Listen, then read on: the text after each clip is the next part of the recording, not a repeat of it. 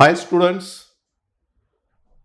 आज की हमारी रियल एकेडमी की हिंदी कक्षा में मैं आपका स्वागत करता हूं। मैं छगन भिसे। बच्चों, एसएससी बोर्ड हो चाहे सीबीएसई चाहे आईसीएसई, कक्षा 8वीं 9वीं और 10वीं, ये तीनों कक्षा को और तीनों बोर्ड को पढ़ाता हूं। और आज हम आपके लिए सीबीएसई बोर्ड कक्षा 8वीं का बहुत ही सुंदर ऐसा टॉपिक लेकर आए हैं, व्याकरण से जुड़ा हुआ है और जिसका शीर्षक है वह भी अति सुंदर है। शीर्षक है अलंकार। अलंकार का मतलब आप जानते होंगे। वैसे हम अलंकार का अर्थ लेते हैं आभूषण से, ऑर्नामेंट्स, ज्वेलरी, बराबर है। तो अलंकार अर्थात ऑर्नामेंट्स, ज्वेलरी। आप देख सकते हैं चित्र में कि एक स्त्री, एक नारी, एक महिला की शोभा बढ़ाने के लिए इन अलंकारों का योगदान कितना महत्वपूर्ण होता है, बराबर है। स्त्री की शोभा बढ़ाने हेतु अलंकार की भूमिका अत्यंत महत्वपूर्ण होती है। वैसे ही कोई कवि, रचनाकार अपने काव्य की सुंदरता बढ़ाने हेतु, अपने काव्य की शोभा बढ़ाने हेतु अलंकार का प्रयोग करता है। अभी अलंकार किस प्रकार के हैं, कौन से अलंकार वह अपने काव्य में प्रस्तुत करता है, उसका उपयोग करता है, आज हम वही देखने जा रहे हैं। बहुत ही इंटरेस्टिंग और बहुत ही महत्वपूर्ण टॉपिक है दोस्तों, तो ध्यान दीजिए आप लोग अच्छे से। परिभाषा देखो इस प्रकार है कि काव्य की शोभा बढ़ाने वाले या फिर काव्य को सौंदर्य प्रदान करने वाले तत्व अलंकार कहलाते हैं। ठीक है ना। काव्य की शोभा बढ़ाने वाले या काव्य को सौंदर्य प्रदान करने वाले तत्व कहलाते हैं अलंकार, अर्थात काव्य का आभूषण, काव्य का गहना है अलंकार। देखते हैं, हम आगे बढ़ते हैं। अलंकार के प्रकार है दो विभागों में यहां पर अलंकारों का विभाजन किया है। एक तरफ है शब्दालंकार और दूसरा है अर्थालंकार। काव्य में जहां शब्दों के कारण, शब्द के प्रयोग के कारण चमत्कार उत्पन्न होता है उसे शब्दालंकार कहते हैं।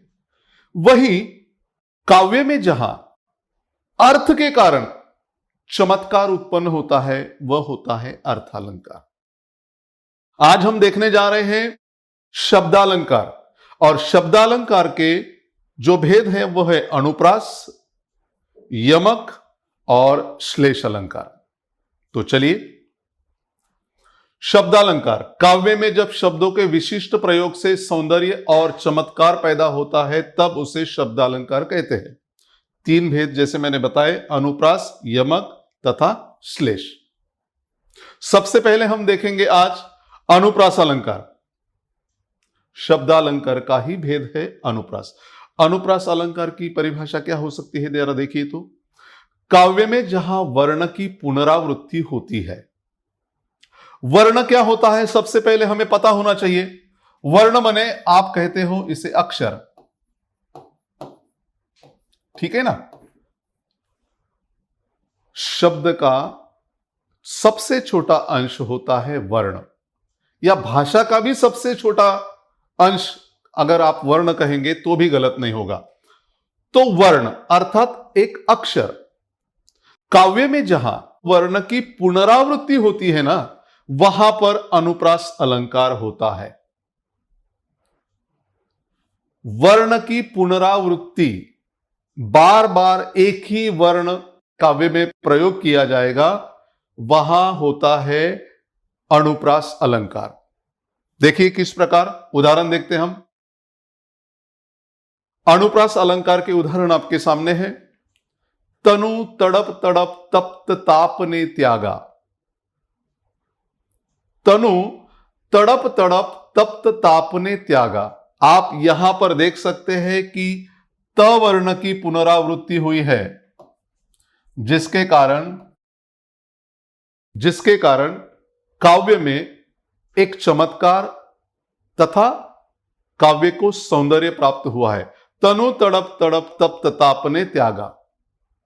ठीक है ना। दूसरा काव्य देखो, निपट नीरव नंद निकेत में।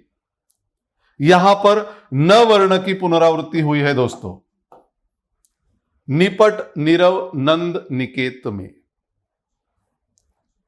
चारु चंद्र की चंचल किरणें खेल रही थी जलथल में।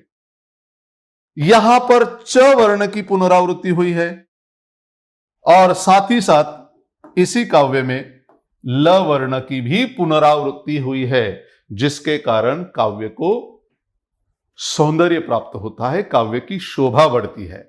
ये अलंकार है काव्य की शोभा बढ़ाने वाले। परंतु किसी वर्ण की पुनरावृत्ति के कारण जब काव्य की शोभा बढ़ती है तब उसे अनुप्रास अलंकार कहते हैं। ठीक है ना। जैसे कि खड़क सिंह के खड़कने से खड़कती है खिड़कियां, तो ख वर्ण की पुनरावृत्ति। आप भी बोलते हो ना कुछ ऐसा ही, चंदू की चाची ने चंदू की चाचा से चांदी की चम्मच से चटनी चटाई, ऐसा कुछ तो है।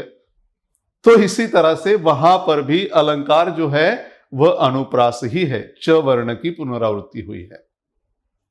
समझ में आया दोस्तों आप लोगों को। हम आगे बढ़ते हैं। दूसरा जो भेद है हमारा वो है यमक अलंकार।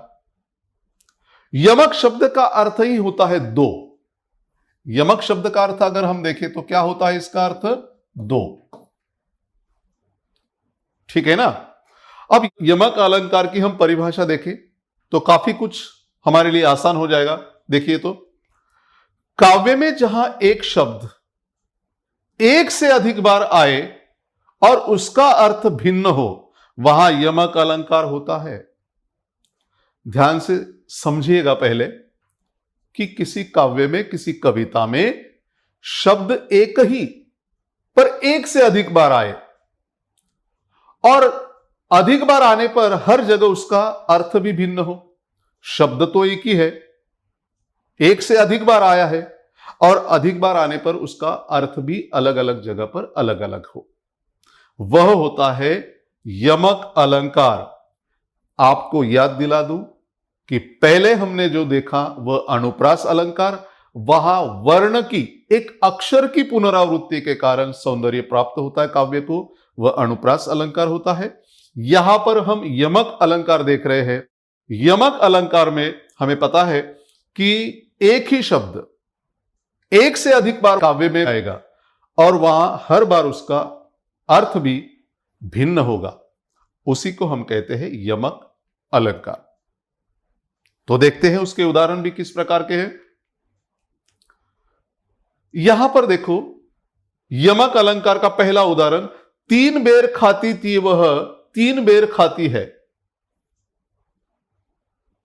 देखो यहां पर बेर शब्द की पुनरावृत्ति हुई है।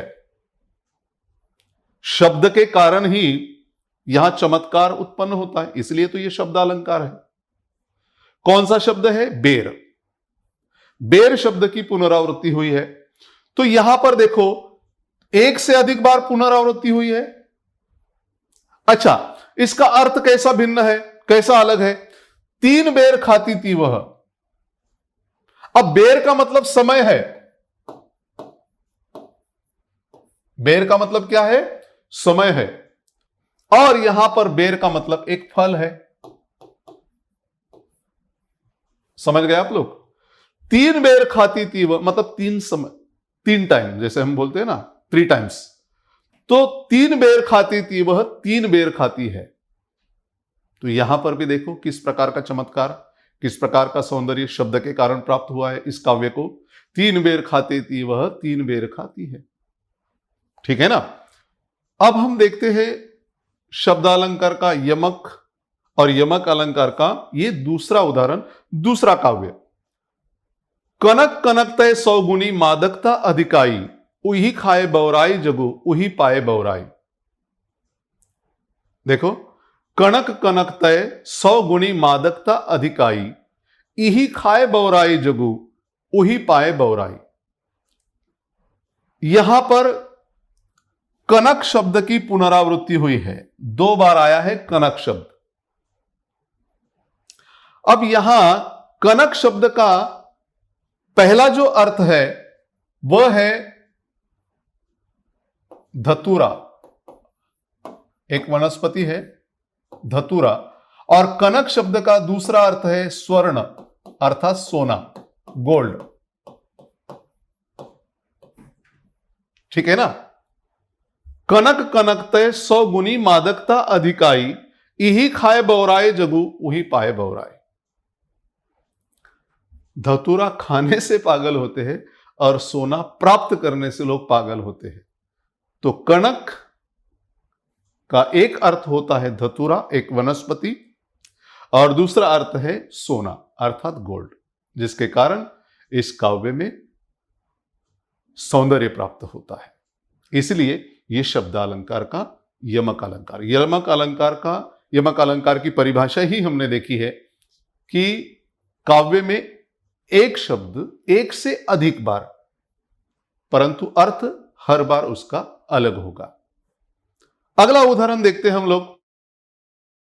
माला फेरत युग भया, फिरान मन का फेर, कर का मन का डारी दे, मन का ठेर।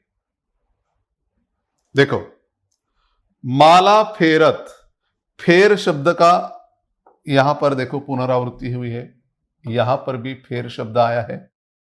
3 बार इस काव्य में फेर शब्द की पुनरावृत्ति हुई है।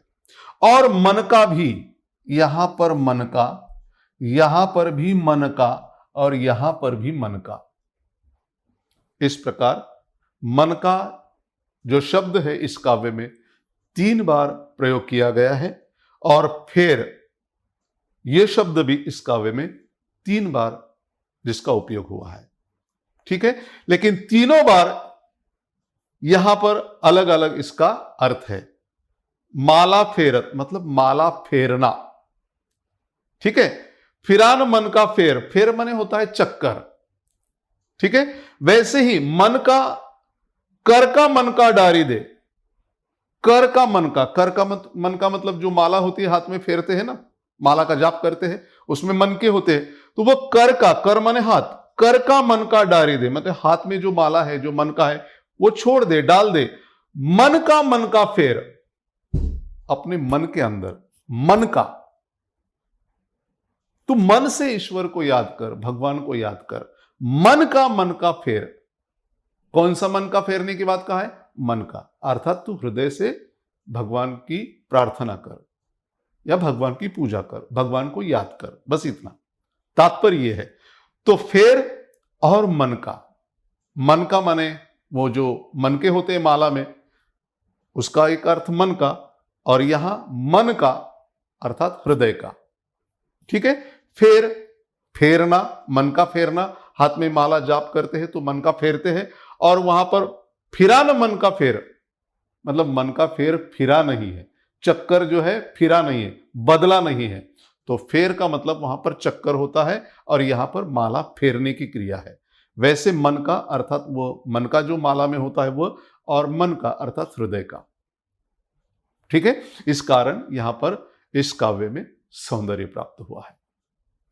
आगे बढ़ते हैं। उम्मीद करता हूं कि आप लोगों को यमक और अनुप्रास दोनों भी अलंकार और उसके उदाहरण समझ में आए होंगे। तो अगला जो हमारा शब्दालंकार का अंतिम भेद है वो है श्लेष अलंकार। तो चलते हैं श्लेष अलंकार की तरफ। इसकी परिभाषा किस प्रकार है देखो श्लेष अलंकार की, कि जब अनेक अर्थों का बोध कराने वाला एक शब्द कविता में आता है तब उसे श्लेष अलंकार कहते हैं। समझ में आया आपको? परिभाषा के तौर पर देखो, एक बार मैं फिर से यहां पर रिपीट करता हूं कि जब अनेक अर्थों का बोध कराने वाला एक शब्द कविता में आता है तब उसे श्लेष अलंकार कहते हैं। तात्पर्य क्या है कि शब्द एक ही आएगा, यह ध्यान में रखिए। परिभाषा आप लोगों ने अगर ध्यान में रखी, परिभाषा अगर आप अच्छी तरह से समझ गए तो फिर आपको दिक्कत नहीं आएगी श्लेष अलंकार समझने में। तो जब अनेक अर्थों का बोध कराने वाला एक शब्द कविता में आता है तब उसे श्लेष अलंकार कहा जाता है। मतलब अर्थ अनेक होंगे पर शब्द एक ही होगा। देखते हैं उदाहरण किस प्रकार होंगे। श्लेष अलंकार का उदाहरण देखो। पहला उदाहरण, कौन द्वार पर हरि में राधे, क्या वानर का काम यहां। बहुत सुंदर ऐसा काव्य है दोस्तों। ये शब्द आया है हरि, एक ही बार आया है, पर अर्थ इसका भिन्न भिन्न किस प्रकार है देखो। यहां पर काव्य किस प्रकार का है, तो कौन द्वार पर हरि में राधे, भगवान श्री कृष्ण के जो है राधा के द्वार पर दस्तक देते हैं। तो अंदर से राधा पूछती है कौन द्वार पर, प्रश्न है। हरि मैं राधे, मतलब मैं हरि हूं, यह कौन कहते हैं, भगवान श्री कृष्ण कहते हैं। हालांकि यहां पर राधा जानती है कि बाहर श्री कृष्ण ही है, हरि मतलब श्री कृष्ण, पर यह जानकर भी केवल विनोद उत्पन्न कराने हेतु यहां पर वह हरि का मतलब बंदर से, हरि शब्द का अर्थ बंदर भी होता है, तो बंदर से उसका अर्थ लेकर केवल यहां पर विनोद उत्पन्न करती है और क्या कहती है, क्या वानर का काम यहां। बंदर का अर्थात यहां पर वानर का कोई काम नहीं है। तो शब्द एक ही बार आया है, लेकिन अर्थ जो है उसके अलग अलग निकल कर आए हैं। इस प्रकार का इस काव्य में सौंदर्य प्राप्त होता है। कौन द्वार पर हरि में राधे, क्या वानर का काम यहां। समझ गए आप लोग। आगे देखिए, पानी गयन उबरे मोती मानुष चून।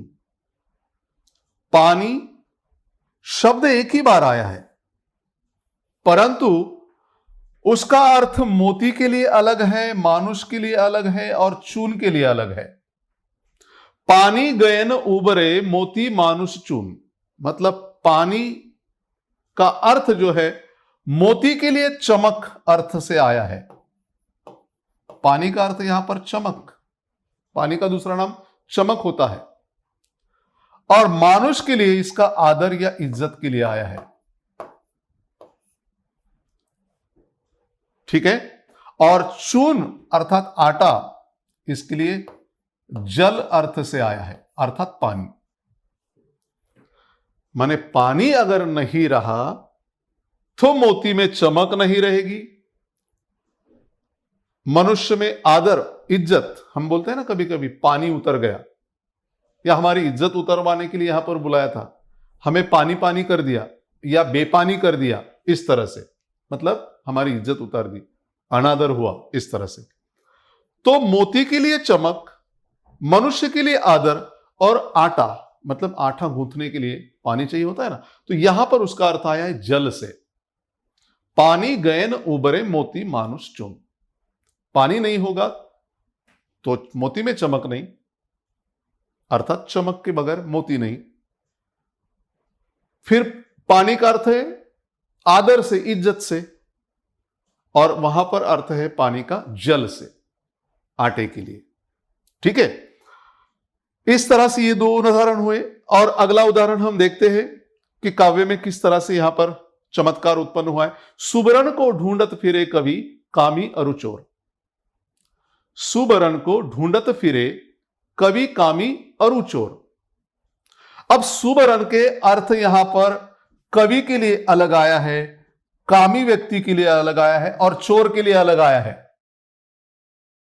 शब्द एक ही है, पर कवि के लिए सुबरन का मतलब होता है सुवर्ण, मतलब सुंदर हस्ताक्षर, अच्छा वर्ण। सुवर्ण माने सुवर्ण, वर्ण माने वर्ण, वर्ण। तो कवि ढूंढता है सुवर्ण को, मतलब सुंदर अक्षर को। कामी, कामी अर्थात जो व्यक्ति कामुक भावना वाला हो, वह सुंदर सुवर्ण यानी कि सुंदर चेहरे को, स्त्री के सुंदर चेहरे को ढूंढ रहा होता है। और सुवर्ण का अर्थ एक होता है स्वर्ण माने सोना या गोल्ड। तो चोर जो है ना, वह सोने को ढूंढ रहा होता है। समझ गए आप लोग। सुवर्ण यानी कि सुवर्ण। ठीक है। अब यहां पर देखो, मैं सुवर्ण यहां पर लिखता हूं, ठीक है। सुवर्ण सोना, सुवर्ण माने सुवर्ण। सुवर्ण का मतलब सुंदर हस्ताक्षर भी, सुवर्ण का मतलब सोना भी, और सुवर्ण का मतलब सुंदर चेहरा भी। तो ये तीनों के लिए अलग अलग अर्थ आया है। कवि किसे ढूंढता है? सुंदर हस्ताक्षर। कामी व्यक्ति सुंदर स्त्री के चेहरे को। और चोर किसे ढूंढ रहा होता है? तो वो ढूंढ रहा होता है स्वर्ण को, यानी कि सोने को। सुवर्ण को ढूंढत फिरे कवि कामी अरु चोर।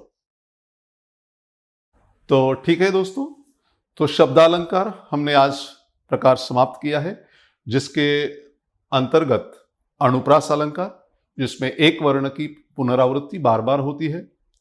दूसरा भेद था यमक अलंकार, जिसमें एक शब्द एक से अधिक बार आकर हर बार उसका अर्थ भिन्न भिन्न होता है। और यह है श्लेष अलंकार, जहां पर काव्य में शब्द एक ही बार आएगा, परंतु उसके जो अर्थ है वो भिन्न भिन्न निकल कर आते हैं, वो होता है श्लेष अलंकार। तो उम्मीद करता हूं बच्चों की आप लोग अलंकार अर्थात शब्द अलंकार समझ गए होंगे। आज हम यहीं पर रुकते हैं।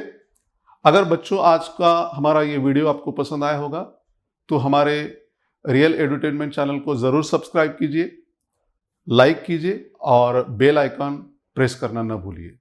धन्यवाद दोस्तों।